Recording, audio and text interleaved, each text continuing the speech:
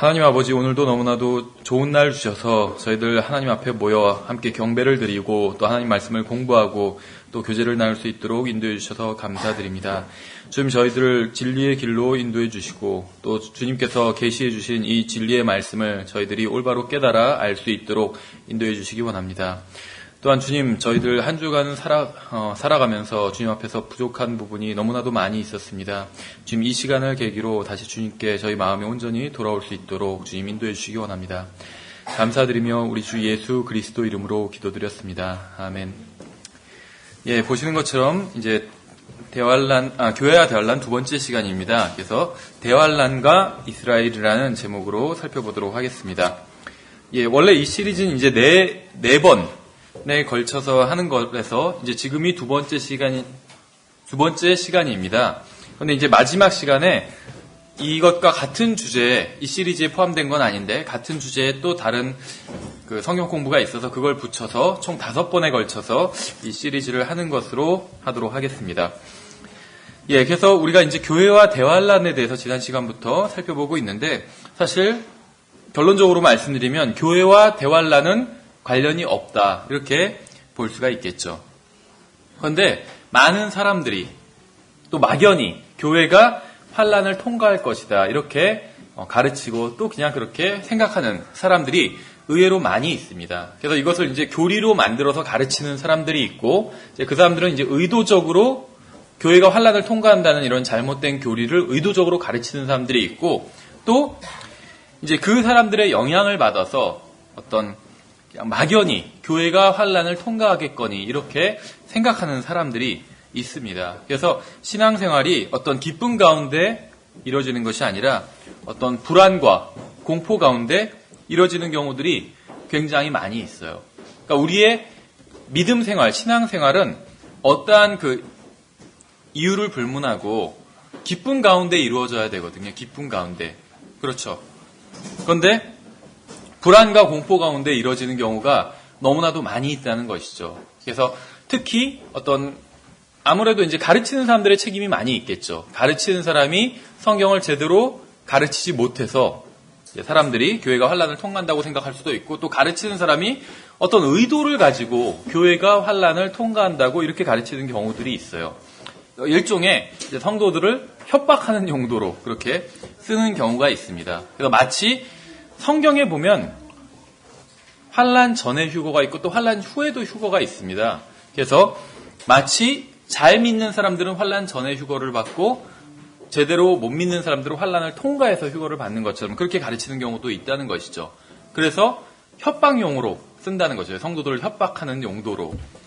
여러분들 제대로 신앙생활 안 하면 환란을 통과하게 됩니다. 이런 식으로 협박하는 용도로 쓴다는 것이죠. 근데 그런 것은 성경을 제대로 공부하지 않아서 또 성경을 바르게 나눠서 보지 않았기 때문에 이제 그 가르치는 거짓 교리라는 것입니다.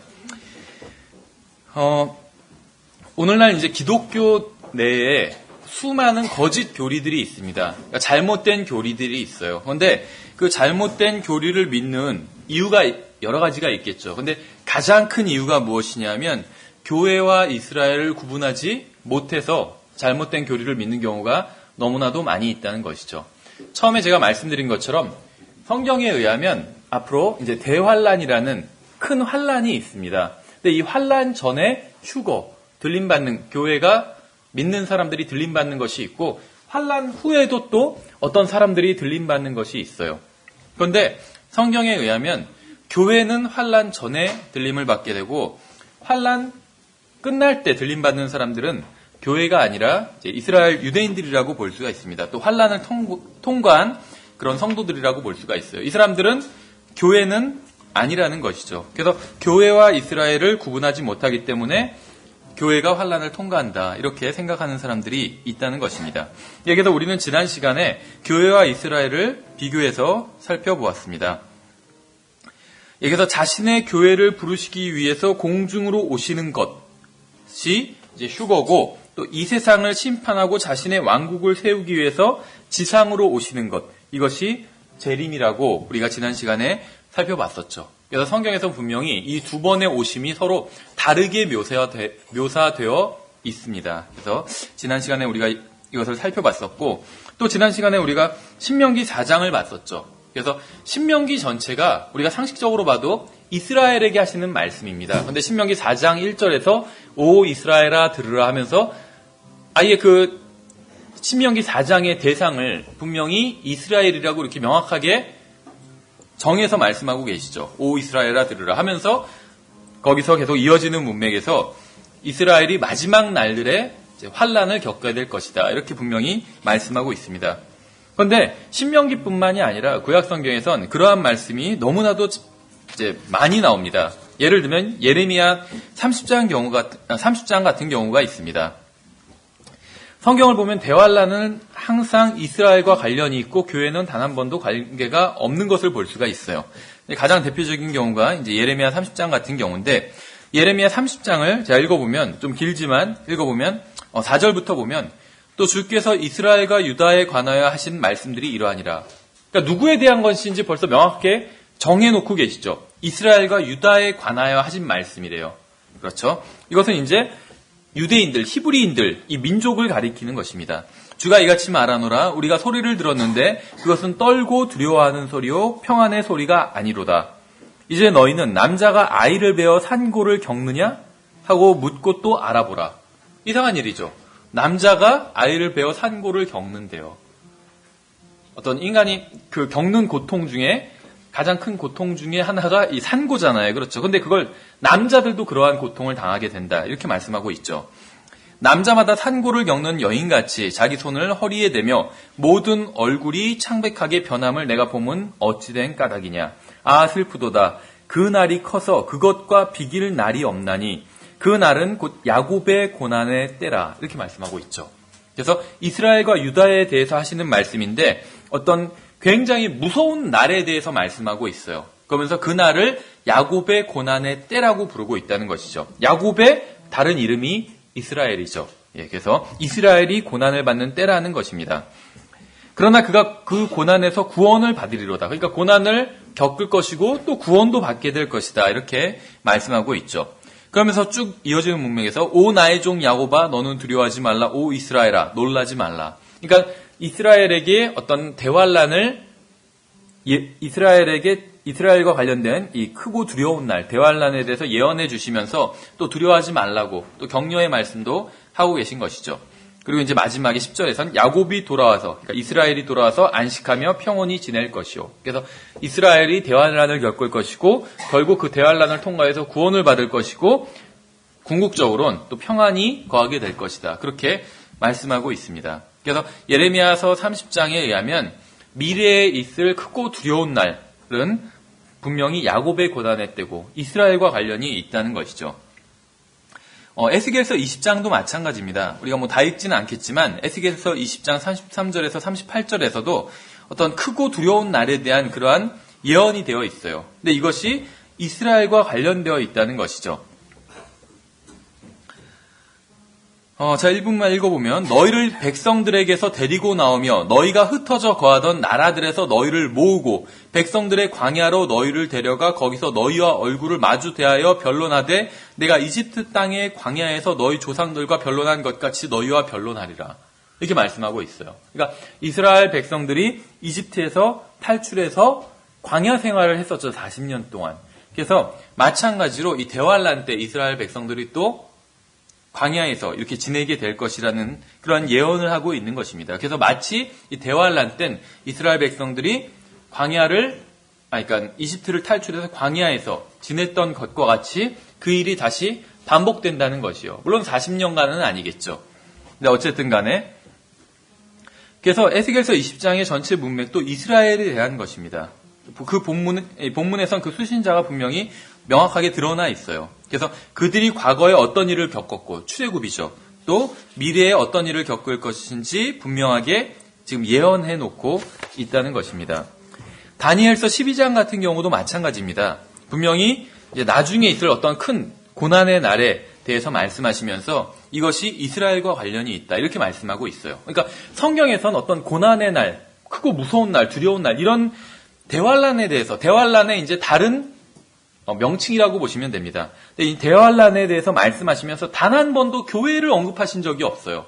항상 이스라엘, 야곱, 유다, 유대인들, 히브리 사람들을 언급하고 있다는 것이죠.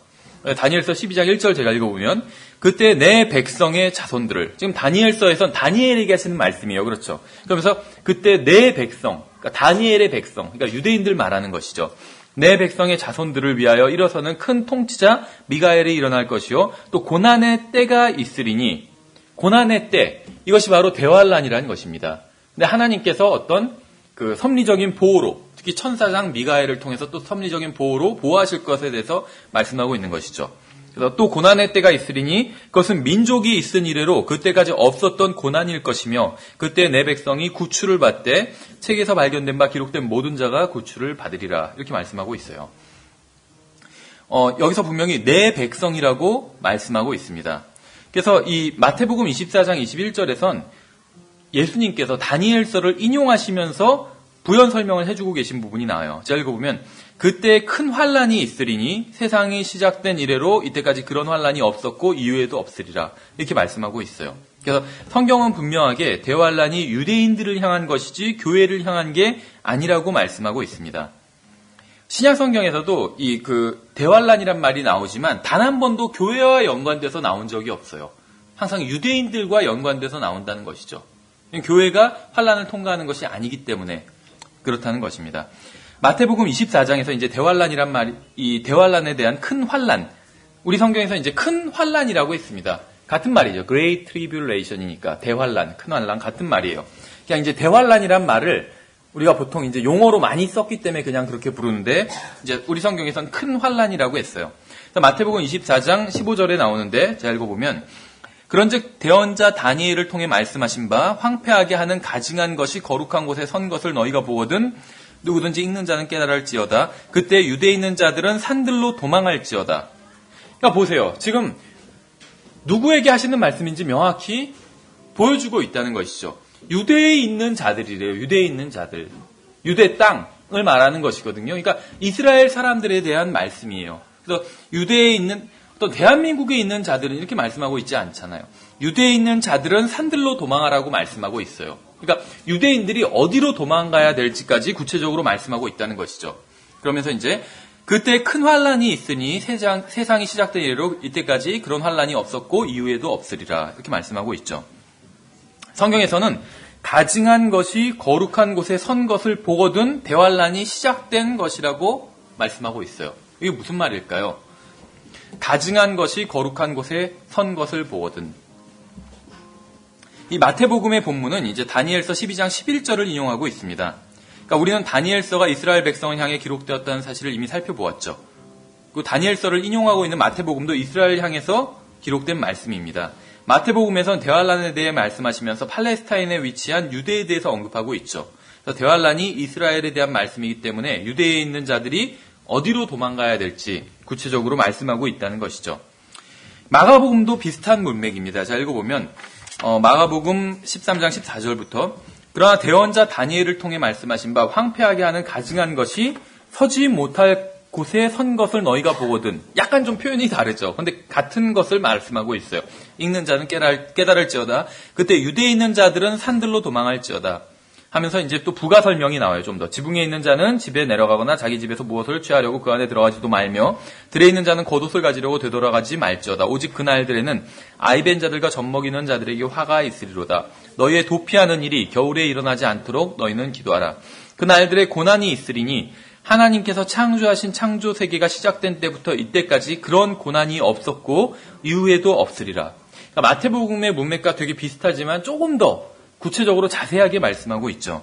주께서 그날들을 짧게 하지 아니하셨더라면 어떤 육체도 구원을 받지 못할 것이로되. 그래서 이 대환란에서 구원을 받는 게 무슨 의미냐면 육체가 구원받는 거라고 이렇게 말씀하고 있어요. 근데 이것은 좀 독특한 표현입니다. 왜냐하면 성경에서는 거듭난다 할 땐 영이 거듭난다 주로 이렇게 표현을 하고 있죠. 근데 주로 구원을 받는다고 했을 땐 물론 이제 성경에서는 영이 구원받는다 이런 말도 있어요. 여기서 또 육체가 구원받는다 이런 말도 있죠. 근데 주로 구원받는다고 했을 땐 혼이 구원받는다 이런 표현을 씁니다. 영이 구원받는다 또 이렇게 육체가 구원받는다 이것은 좀 예외적인 표현입니다. 그래서 이 대환란을 통과해서 육체가 구원받는 것. 그래서 우리가 대환란 문맥을 볼 땐 거기서 구원받는다고 하면 그것이 육체와 관련이 있다는 것을 보셔야 돼요. 육체가 온전히 보존된 상태로 대환란을 통과하게 되는 것에 대한 말씀이라는 것이죠. 그렇죠? 그래서 마가복음의 본문은 어디에서도 대환란이 교회를 향한 것이라고 말씀하고 있지 않습니다. 성경에 의하면 대환란은 교회가 아닌 언제나 이스라엘을 향한 것이라는 사실을 알 수 있습니다. 이 대환란이 이스라엘을 향한 것이라는 성경적 증거는 바로 이제 다니엘의 70주와 관련이 있습니다. 다니엘의 70주.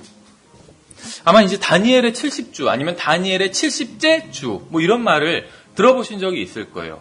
근데 이제 이게 무슨 말이냐면 다니엘서에 나온 예언이에요. 근데 다니엘서에서 이제 하나님께서 이제 예언을 해주시는데 다니엘에게 말씀을 주시는데 70개의 주에 대한 어떤 말씀을 해주십니다. 근데 이게 다니엘서에 나오기 때문에 다니엘의 70주라고 우리가 그렇게 얘기하는 거예요. 그리고 이 70개의 주 중에서 70번째 주가 또 의미가 있기 때문에 다니엘의 70째 주 이런 말을 쓰는 겁니다.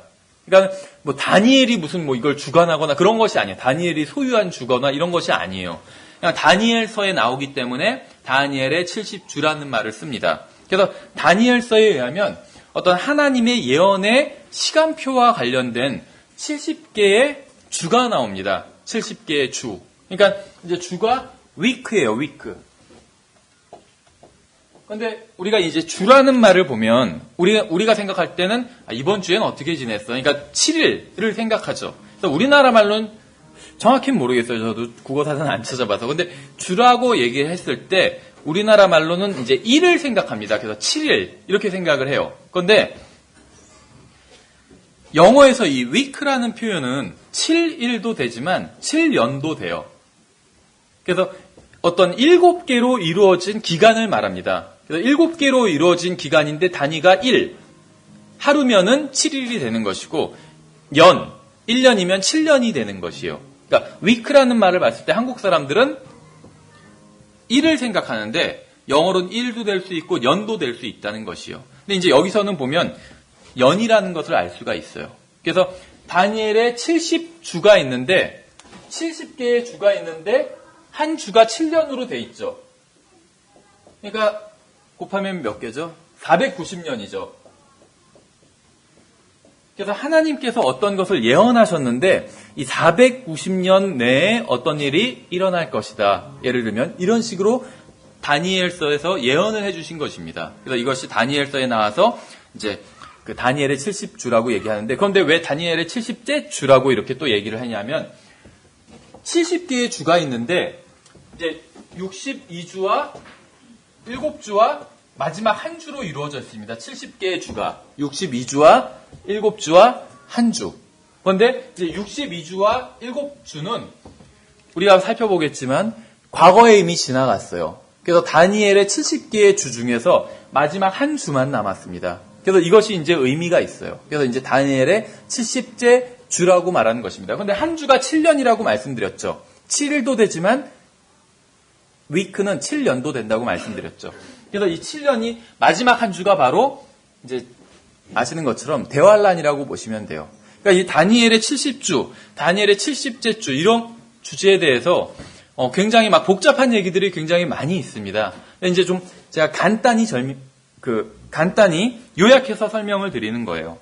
예, 그래서 다니엘에 예언되어 있기를 하나님의 어떤 예언의 시간표가 있는데 그것이 70주로 이루어져 있어요. 그러니까 7년짜리가 70개가 있는 것이죠. 다시 말하면 490년으로 이루어져 있다는 것이요. 근데 그 490년, 그러니까 70주는 62주 플러스 7주 플러스 마지막 한 주로 이루어져 있는데 62주와 7주는 이미 지나가 버렸습니다. 그래서 이제 마지막 한 주만 남았다는 것이에요. 여기에 대해서 조금만 더 설명을 드리면 그럼 이제 이 다니엘의 70주가 언제 시작을 하느냐 하면 하나님께서는 이 70주가 언제 시작한다는 그 말씀을 예언해 놓으셨어요. 다니엘서에. 근데 그게 언제 시작하냐 하면 예루살렘을 재건하라는 이 명령이 있은 후부터 다니엘의 70주. 그러니까 다시 말하면 하나님의 예언의 그 시계가 작동되기 시작한다. 이렇게 말씀하신 것이요. 근데 그게 이제 우리가 여기서 다 찾아보지는 않지만 자세한 내용이 어디에 나와 있냐면 성경적 종말론이라는 책에 나와 있습니다. 자세한 내용이. 그래서 제가 그냥 여기서 간단하게 요약해서 말씀을 드릴게요. 그래서 그 책에 보시면, 참고해 보시면 되는데, BC 445년에 다니엘의 70주가 시작이 되었어요. BC 445년에. 왜 이때를 기준으로 삼냐면, 아닥사스다 왕이 이때 예루살렘을 재건하라는 명령을 내렸습니다. 그런데 다니엘서에서는 분명히 이 예루살렘을 재건하라는 이러한 명령이 있고 나서 그 다음에 바로 이제 이 하나님의 예언의 달력이, 예언의 시간표가, 예언의 시계가 작동되기 시작한다. 이렇게 예언이 되어 있다는 것이죠. 그래서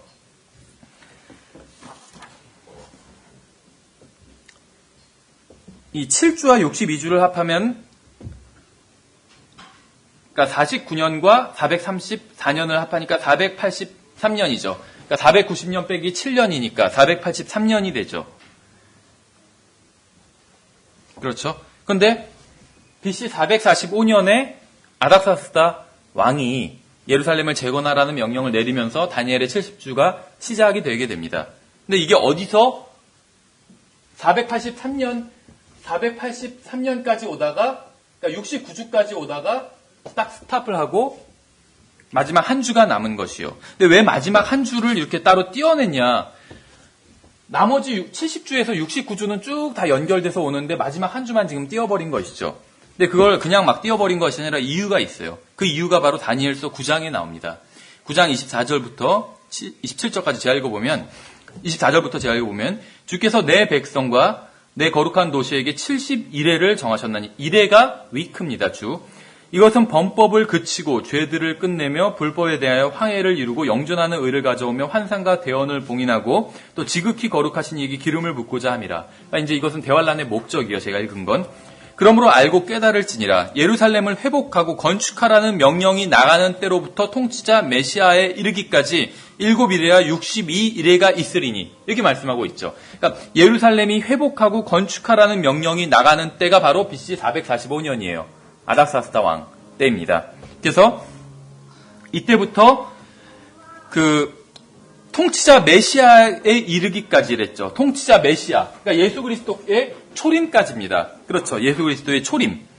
그래서 이때까지가 7일에야 62일회가 있으니 이렇게 말씀하셨어요. 그래서 7일회와 62일회를 띄어서 얘기하고 있지만 어쨌거나 하여튼간에 쭉 붙어서 왔다고 볼 수가 있겠죠. 그래서 제가 이 69주가 쭉 붙어서 왔다 이렇게 말씀을 드린 거예요. 그런데 이제 계속 보면 심지어 곤란할 때의 거리와 성벽이 다시 건축될 것이며 62일회 후에 메시아가 끊어질 터이나, 그러니까 62일회 했지만 앞에 7일회가 먼저 있었습니다. 7일회가 있었고 그 다음에 62일회 후에, 그러니까 총 69주가 되는 것이죠. 69주 후에 메시아가 끊어질 거라고 말씀하고 있어요. 그럼 여기가 어딘지 알 수가 있겠죠. 십자가인 거예요. 십자가. 메시아가 끊어졌잖아요. 그렇죠. 자기를 위한 것은 아니니라. 당연하죠. 예수 그리스도께서 자기를 위한 것이 아니라 백성을 위한 것이었죠. 그래서 쭉 이렇게 말씀하고 있어요. 그래서 장차 임할 통치자의 백성이 그 도시와 그 성소를 파괴하려니와 그것의 끝에는 홍수가 있을 것이며 또 그 전쟁이 끝날 때까지 황폐하게 하는 것이 작정되었느니라. 그가 많은 사람과 한 일해 동안 언약을 확정하리니. 69일회가 지나고 이제 한 일회에 대한 것이죠. 그래서 이것은 마지막 때가 돼버린 것입니다. 한 일해 동안 언약을 확정하리니 그가 그 일해의 한 중간에 희생물과 봉헌물을 그치게 하며 또 가증한 것들로 뒤덮기 위하여 심지어 완전히 끝날 때까지 그것을 황폐하게 할 것이요 작정된 그것이 그 황폐한 곳에 쏟아지리라 하니라. 방금 읽은 부분은 아까 마태복음과 마가복음 읽은 부분과 같은 말씀이에요. 그래서 여기서 이제 일단 정리를 하면 예루살렘을 재건하라는 명령이 있었을 때, 그러니까 BC 445년 아닥사스다 왕 때부터 69주가 흐르게 되는데 언제까지냐면 바로 언제 딱 이 70주가 쭉 흐르다가 69주 때에서 딱 스탑을 하게 됐어요. 근데 왜 그러냐면 메시아가 끊어질 때까지 7일회와 62일회가 있으리니 이렇게 말씀하고 있잖아요. 그렇죠. 그래서 그것이 바로 대략 아마도 AD 32년경이 되겠죠. 445 플러스, 그렇죠. AD 32년경까지 올라오게 됩니다. 그러니까 예수 그리스도께서 십자가에 달려 죽으실 때라는 것이죠. 그래서 마지막 한 주가 끊어진 것은 이제 마지막 한 주에 대한 예언 때문입니다. 그래서 69주까지 오게 되면서 메시아가 끊어지게 돼요. 그리고 하나님의 예언의 그 시계는 멈추게 됩니다. 멈추게 돼요. 왜냐하면 메시아가 끊어졌기 때문에 멈추게 됩니다. 그리고 그 사이에 이제 교회라는 것이 들어가게 돼버린 거예요. 교회가. 왜 그러냐면 유대인들이 메시아를 거부하면서 메시아가 끊어지게 됐죠. 그러면서 하나님의 시간표가 멈춰버린 것이요. 그리고 하나님께서 다른 민족, 교회죠. 그러니까 이방인들을 모아서 교회로 불러주신 것입니다. 그렇죠. 그리고 이제 교회가 휴거되고 나면, 그러니까 교회는 하나의 어떤 삽입된 것이요. 그냥 들어가 버린 것이란 것이요. 이 하나님의 예언의 시간표와 관계가 없다는 것입니다. 다시 말하면. 그래서 교회가 들림받고 나면 다시 하나님의 예언의 시간표가 시계가 작동하게 된다는 것입니다. 그러니까 하나님의 예언의 시계는 490년을 달리게 돼 있는데 그것이 다니엘서 9장 24절부터 27절에 의하면 400년을 달리는데 483년을 달려왔어요. BC 445년부터 시작해서 AD 예수님께서 십자가에 달릴 때까지. 그리고 메시아가 끊어지면서 하나님의 예언의 이 시계가 멈춰버리게 됐다는 것이요. 예언의 시계가.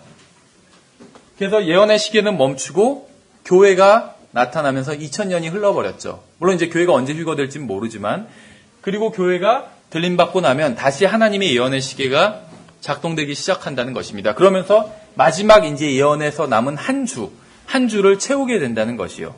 그러니까는 보시면은 지금 왜 이 얘기를 드리냐면 69주, 다니엘의 70주라는 것 자체는 유대인들과 관련이 있다는 것이요. 그렇죠. 다니엘의 70주 자체는 유대인들과 관련이 있어요. 교회와는 전혀 관련이 없다는 것입니다. 그런데 69주도 유대인들과 관련이 있어요. 그런데 마지막 한 주를 교회와 관련이 있다. 자꾸 이렇게 주장을 하는 거죠. 그래서 교회가 환란을 통과한다고 주장하는 사람들이 다니엘의 70주 중에 69주까지는 유대인과 관련이 있었는데 마지막 한 주는 교회와 관련이 있다. 이런 주장을 하는 것이요. 근데 그것은 말이 안 된다는 것이죠. 69주도 교회와 관련이 없고 유대인들과 관련이 있었고 마지막 한 주도 당연히 유대인들과 관련이 있고 교회와는 관련이 없다는 것이에요. 왜냐하면 마지막 한 주가 전체 다니엘의 70주, 490년 이 프로그램 중에 일부이기 때문에, 그러니까 하나님께서 어떤 마련하신 프로그램은 490년짜리 프로그램인데 이것이 483년 플러스 7년이 됐다는 것이요. 그러니까 어쨌거나 이 기간의 구분이 있지만 전체 하나님의 예언의 프로그램은 유대인들을 향한 것이지 교회와는 관련이 없다는 것입니다. 교회를 위해서는 잠깐 이 프로그램이 정지한 것이요. 2000년간 정지됐다가 언제가 교회가 들림받고 나면 이제 다시 유대인들을 향한 프로그램이 다시 재작동된다는 것입니다. 그래서 다니엘의 70주 중에 69주가 유대인들과 관련이 있었다면 마지막 한 주도 당연히 유대인들과 관련이 있다. 이제 이 얘기를 위해서 우리가 다니엘의 70주에 대해서 이제 간단히 한번 살펴본 것입니다. 자세한 내용은 아까 말씀드린 것처럼 성경적 종말론 책을 보시면 자세히 나와 있어요. 그리고 왜 하필 BC 445년 아닥사스다 왕 때를 기점으로 하는지 그런 이유까지 자세히 나와 있습니다. 그래서 한번 책을 참고해서 보시면 될 것 같아요. 예, 그래서 분명히 그 다니엘의 71회에 대한 이 예언의 프로그램에 대한 내용은 다니엘서 9장 24절부터 27절에 나와 있어요. 그래서 여기를 자세히 강의한 지금 3절, 4절인데 이걸 자세히 강의한 책이 있어요. 책 몇 권의 분량이 이 구절만 자세히 강의하고 있다는 것이죠. 근데 여기서 보면은 어쨌든지 간에 지금 다니엘에게 하시면서 내 백성, 네 백성에 대한 말씀이라고 분명히 얘기하고 있죠. 네 백성, 내 백성과 내 거룩한 도시 예루살렘이죠. 그러니까 유대인들과 유대 땅에 있는 예루살렘에 대한 예언이라는 것이요. 이 다니엘의 70주 자체는. 그런데 그 70주의 일부, 마지막 한 주가 대환란이라는 것이죠. 그래서 대환란은 당연히 유대인들과 예루살렘, 유대 땅과 관련이 있는 이벤트라는 사건이라는 것입니다. 이렇게 해서 분명히 내 백성이라고 한 말씀을 봐서는 이 다니엘의 70주 전체가 유대인들을 향한 것이고 그 70주의 일부인 대환란도 당연히 유대인들을 향한 것이지 교회와 관련 있는 것은 아니라는 것입니다. 예.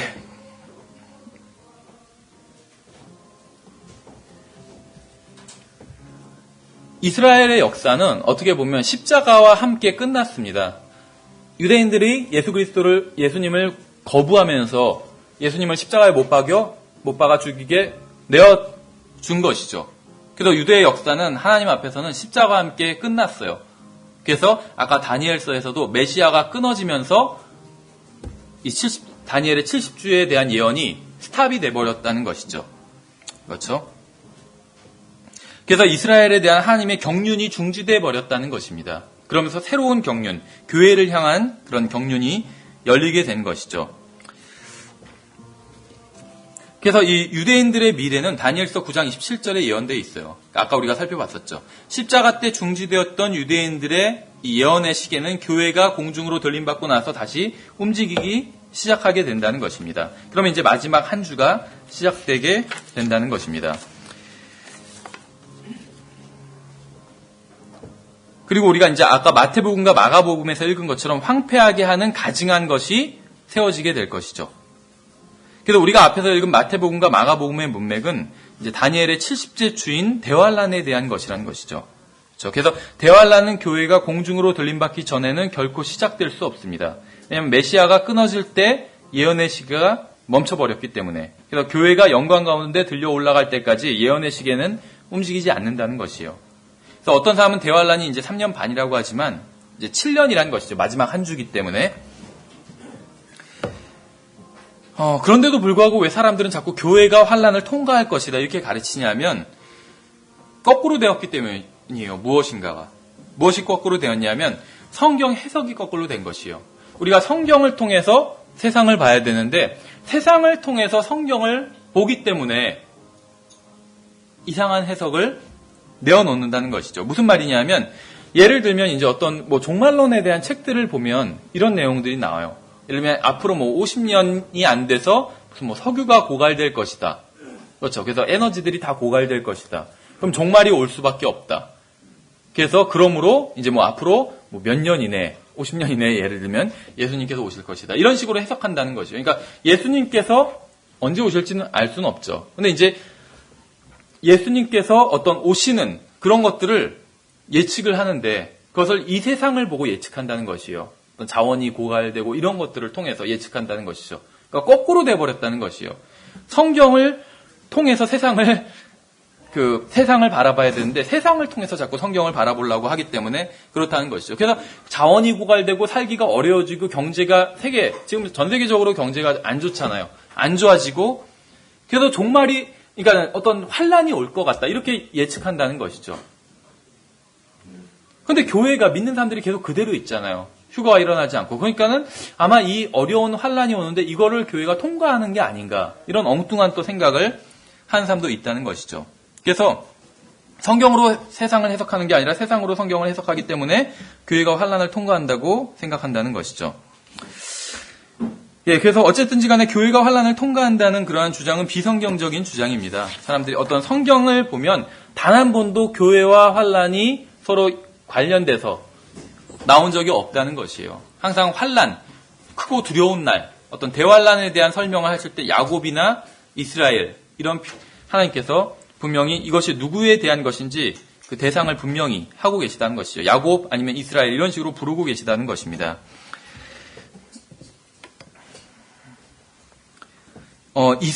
이사야서는 우리가 시간이 없어서 마지막으로 정리를 하면 이사야서는 성경에서 약간 좀 독특한 위치를 차지하는 그런 책입니다. 독특한 책이에요. 이사야는 66장으로 되어 있죠. 이사야서는. 근데 성경 전체도 66권의 책으로 되어 있죠. 구약 39권, 신약 27권. 이사야서도 66장으로 되어 있는데 그 성경과 이사야서를 비교해 보면 예를 들면 이사야 1장과 창세기 이런 식으로 비교해 보면 어느 정도 맞아 떨어지게 됩니다. 성경의 내용과 그러니까 성경 각 책의 내용과 이사야 각 자기의 내용이 대응을 이루고 있다는 것이에요. 어느 정도. 그런데 이제 이사야 66장 8절에 보면 그러니까 성경 각 책과 이사야 각 장이 대응을 이루고 있다고 본다면 이사야 66장은 요한계시록과 대응을 이루고 있겠죠. 그래서 이사야 66장을 보면 어떤 요한계시록에 해당하는 그런 내용들이 많이 나와요. 그래서 이사야 66장을 보시면 제가 읽어보면 8절에 누가 이러한 일들을 일을 들었느냐? 누가 이러한 일들을 보았느냐? 땅이 하루에 만들어져서 열매를 내겠느냐? 혹은 한 민족이 순식간에 태어나겠느냐? 시온은 진통하자마자 자기 자녀들을 낳았도다. 그러니까 한 민족이 순식간에 태어나겠느냐 해놓고 시온은 진통하자마자 자녀들을 낳았대요. 그래서 이것은 이제 대환란에 대한 말씀입니다. 이것은 이스라엘의 민족적인 새로운 출생에 대한 말씀이에요. 이스라엘이 민족적으로 출생하기 위해서는 출산의 고통이 따르는데 이 구절은 그 산고에 대해서 말씀하고 있죠.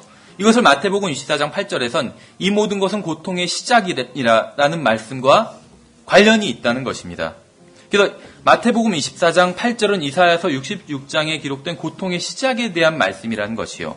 이게 무슨 말이냐면 그러니까 여기서 다룰 자세한 시간은 없지만 약간 힌트만 얻으시면 될 것 같아요. 마태복음 24장 15절부터 22절은 7년 대환란 중 그 중반 이후를 다루고 있습니다. 중반 이후. 그런데 마태복음 24장에 보시면 이제 대환란에 대한 내용이 나와요. 그런데 8절의 내용은 고통의 시작이라는 말씀이 나와요. 그건 뭐냐면 아직 본격적인 고통이 시작되지는 않았다는 거거든요. 그런데 이제 시작된다는 것이요. 근데 이 문맥을 보시면 나중에 자세히 보시면 이것이 7년 대환란의 전 3년 반에 해당하는 내용이라고 보시면 돼요.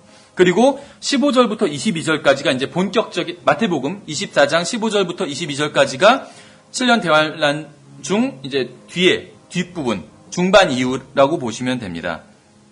그래서 다니엘서 9장에 의하면 마태복음 24장 15절부터 22절의 내용은 이 사건은 대환란의 전반기가 아닌 후반기에 일어난 일이라는 것을 알 수가 있습니다. 그래서 이스라엘이 출산의 고통을 통해 민족적으로 새롭게 태어난 이후라는 것이죠. 이것이 이제 전 3년 반의 내용이에요. 그래서 이스라엘의 출산의 고통은 7년 환란기 중 전반기를 의미합니다. 그래서 7년 대환란의 전 3년 반과 이 후 3년 반은 모두 이스라엘과 관련이 있는데 성경에선 전 3년 반이든 후 3년 반이든 대환란 기간에 교회가 이 세상에 남아있을 것이라는 말씀은 단 한 구절도 없다는 것이죠. 그래서 대환란 기간 중에 교회는 결코 이 세상에 남아있을 수 없습니다. 이스라엘을 향한 하나님의 예언의 시간표에는 교회를 위한 때가 등장하지는 않아요. 그래서 교회가 세상에 등장한 것은 하나님의 예언의 시기가 잠시 중단되었을 때, 메시아가 끊어졌을 때 이제 교회가 등장하게 된 것이죠. 또 교회가 세상에서 사라진 이후에야 다시 하나님의 예언의 시기가 움직이기 시작한다는 것이요. 그러니까 교회가 휴거되고 나서야. 그래서 우리는 이제 지금 교회 시대에 살고 있죠. 그러니까 하나님의 예언의 시기는 지금 스탑한 상태입니다. 멈춘 상태예요. 대환란은 유대인들을 향한 경륜의 시기에 해당됩니다. 그래서 유대인들의 때에는 교회는 이 세상에 없을 것입니다. 그래서 교회가 들림받아 공중으로 올라가기 전까지는 이스라엘을 위한 사건이 시작되지 않을 거라는 것이죠. 근데 이제 우리가 이사야 얘기를 했는데 계속해서 살펴보면 이사야서 66장 8절은 대환란의 전 3년 반을 다루고 있어요. 그리고 15절과 16절은 대환란의 후 3년 반의 마지막에 있을 어떤 재림을 다루고 있습니다. 그래서 제가 읽어보면 이사야서 66장 15절 16절 보라 주가 불과 함께 회오리 바람 같은 자신의 병거들과 함께 임하여 경로로 자신의 분노를 불꽃으로 자신의 책망을 나타내리라. 재림에 대한 말씀이죠. 주가 불과 자신의 칼로 모든 육체가 변론하리니 주께서 죽게 죽임을 당할 자가 많으리라.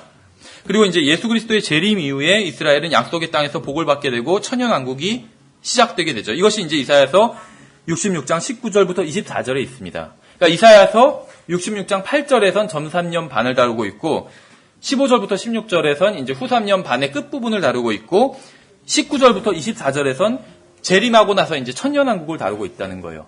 그러니까 이사야서 자체가 성경의 각 책과 대응을 이루는데 이사야서의 마지막 장 66장에서는 전 3년 반부터 대환란 전 3년 반부터 후 3년 반까지 그 다음에 천년왕국까지 다루고 있다. 그 내용을 말씀드린 겁니다. 그래서 이사야서 66장 19절부터 24절은 시간이 없으니까 읽지는 않는데 나중에 한번 쭉 살펴보세요.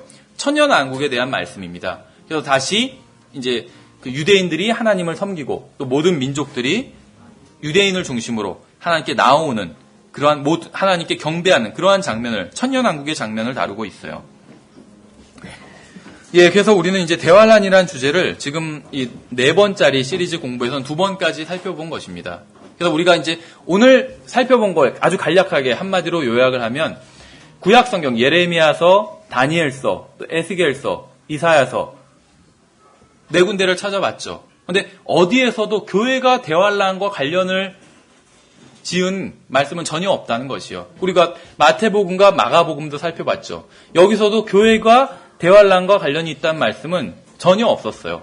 항상 대환란에 대한 말씀, 그것이 뭐 고통의 뭐 크고 두려운 날이든 고통의 시작이든 대환란에 대한 묘사를 하면서 항상 이스라엘과 관련돼서 말씀하고 계시다는 것이죠. 그래서 사람들이 교회가 환란을 통과할 것이다. 이것은 그냥 막연히 그렇게 생각하는 것이지 성경적인 근거는 전혀 없다는 것입니다. 우리가 다음 시간에 계속해서 살펴보도록 하겠습니다. 수고하셨습니다.